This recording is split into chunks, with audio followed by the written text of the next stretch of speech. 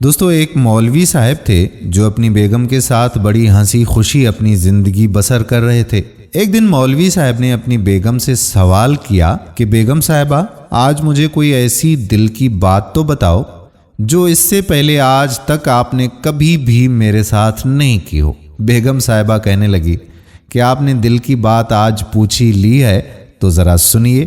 آپ سے شادی کرنے کے بعد میں نے اپنی زندگی کی تمام تر خواہشات کا گلا ہی گھونٹ دیا تھا۔ جب میں شادی کر کے رخصت ہو کر آپ کے گھر میں آئی تھی تو مجھے بہت ساری امیدیں تھیں جو گزرتے ہوئے وقت کے ساتھ ساتھ دم توڑتی گئیں۔ اچھے گھر اور اچھے لباس کی خواہش بھلا کس کو نہیں ہوتی، مجھے بھی تھی، پر کرائے کے گھر میں زندگی ہی کٹ گئی۔ اور رہا لباس تو لباس کے نام پر خیرات کے کپڑے ملتے رہے جن سے اپنا تن ڈھانپا۔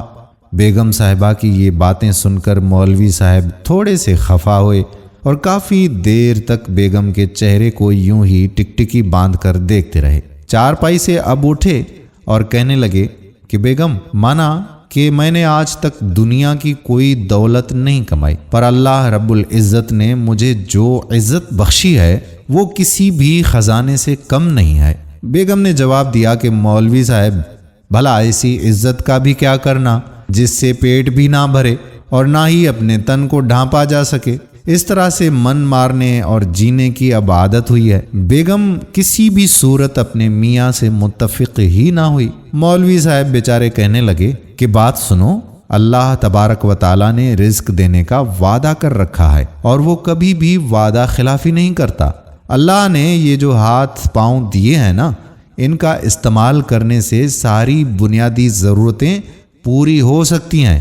ان سب کے بعد کسی چیز کی اگر انسان کو ضرورت ہے تو وہ ہے زندگی میں سکون کی ضرورت۔ اطمینان اور سکون صرف اور صرف اللہ پاک کی عبادت میں ہی پوشیدہ ہے۔ اور ہاں، یہ بات ایک دن تم بھی سمجھ جاؤ گی۔ ادھر سے عصر کی اذان ہونے لگی اور مولوی صاحب مسجد کی طرف چل پڑے۔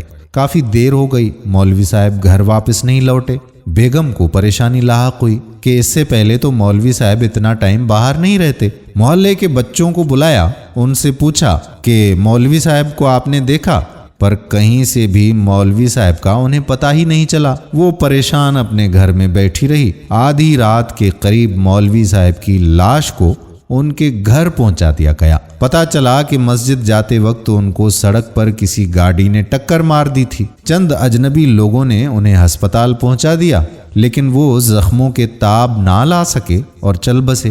مولوی صاحب کی بیگم جب بیوہ ہوئیں تو ان کے کئی ایسے جاننے والے نکل آئے جن کے پاس بے حساب دولت ہوا کرتی تھی، کیونکہ مولوی صاحب کے کردار اور صداقت کا پہلے ہی بول بالا تھا، اسی لیے اس بیوہ پر سب کو بڑا ہی رحم آیا۔ دیکھتے ہی دیکھتے مولوی صاحب کی بیوہ کرائے کے مکان سے نکل کر اپنے ذاتی مکان کی مالکن بن گئی۔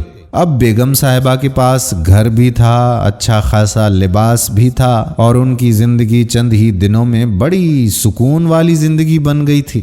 پر ایسا سکون تھا کہ 5 وقت کی نمازیں وہ اب بھولنے لگیں۔ مال و دولت کی خوشی تو تھی، لیکن دل کا اطمینان کہیں دور دور تک میسر ہی نہیں تھا۔ دوستو وہ کہتے ہیں نا کہ جہاں عبادت کم پڑ جائے، نحوست اس کی جگہ لے لیتی ہے اور اس کا اثر زندگی پر نمایاں ہو جاتا ہے۔ ایک عرصہ بیتا تو مولوی صاحب کی بیوہ کو مولوی صاحب کی کہی ہوئی باتیں یاد آنے لگیں کہ اطمینان اگر دولت میں ہوتا تو سکون کبھی سجدوں میں میسر نہ آتا۔ دوستو اپنے دلی اطمینان اور دل کے سکون کے لیے نماز کی پابندی کرنی چاہیے، نماز کی طرف راغب ہونا چاہیے، اور جو کچھ اللہ رب العزت نے ہمیں عطا فرمایا ہے اس پر ہمیں اللہ پاک کا شکر ادا کرنا چاہیے اور زندگی اطمینان اور سکون کے ساتھ ہی گزارنی چاہیے۔ ہم امید کرتے ہیں کہ یہ پیغام آپ کو پسند آیا ہوگا۔